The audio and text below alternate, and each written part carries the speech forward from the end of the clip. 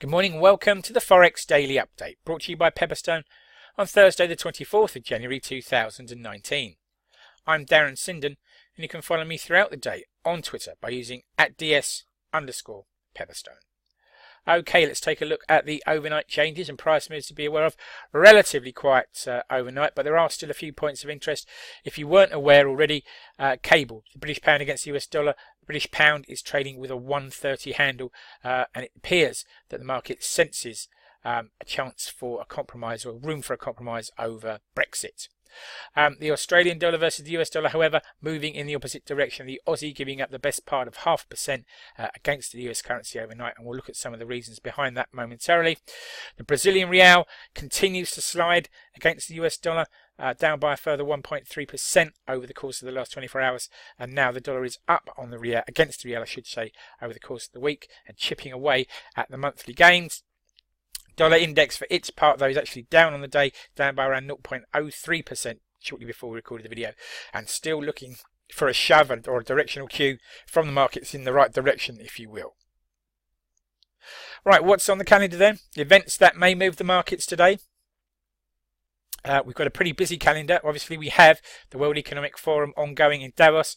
We've already had some unemployment data out of Australia first thing this morning, and some leading economic index data out of Japan a little earlier on.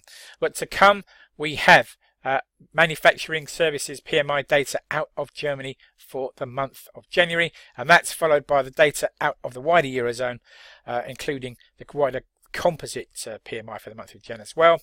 Then we pause until 12:45 GMT for the most important event of the day, probably the ECB interest rate decision for January. No expectations of a rate rise or any change to monetary policy, but it will give Mario Draghi a chance to explain how the bank's thinking, having removed QE from the Eurozone and having seen some very weak European data subsequent to that decision. At 14:45, we cross over the Atlantic for manufacturing services and composite PMI reads for January out of the USA.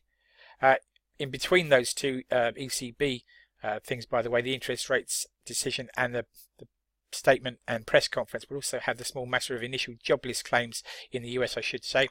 Coming back to the latter part of the day, we shall have Tokyo Consumer Price Index data out of Japan at 23:30 GMT tonight. And the Tokyo reads can often be a good gauge of what's happening in the rest of the country, of course.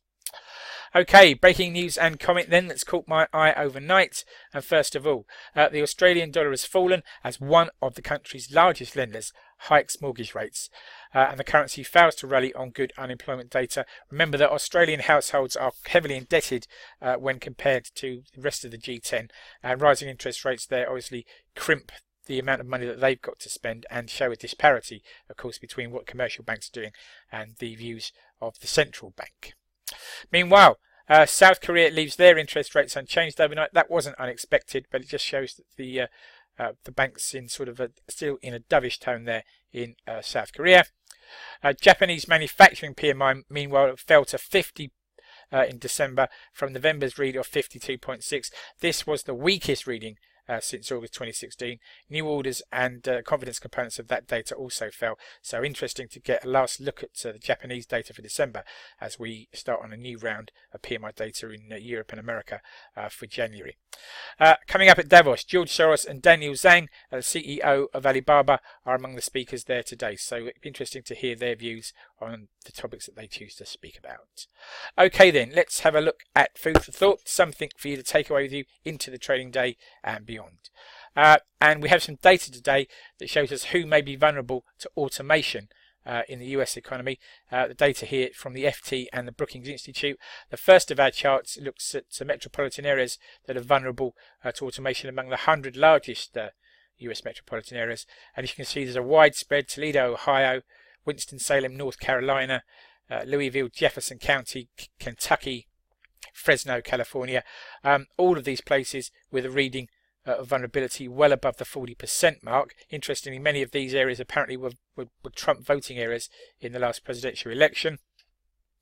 And then we have a breakdown of the jobs that are the most vulnerable. Salaries here to the right, vulnerability moving left to right. Low-paying jobs are the most vulnerable, so food prep and serving-related jobs at the top here. Least vulnerable jobs in business and financial operations, education and library staff. So do take a moment to study those charts. Very interesting, the pair of them. Okay.